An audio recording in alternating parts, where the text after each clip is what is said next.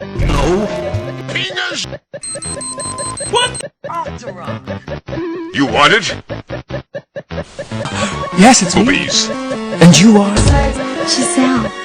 Oh, Giselle! We shall be married in the morning.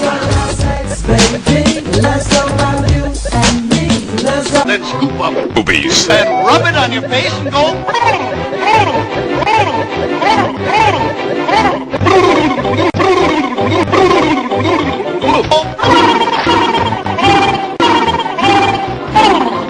Die sehen each other.